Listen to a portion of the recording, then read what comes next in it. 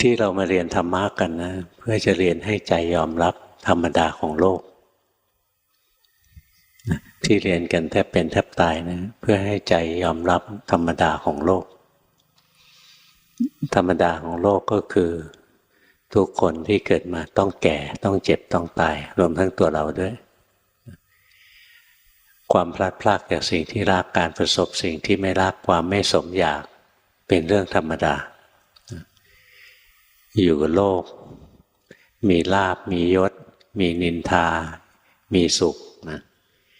ก็มีเสื่อมลาภเสื่อมยศมีสรรเสริญมีทุกข์ทำไมทำอย่างไร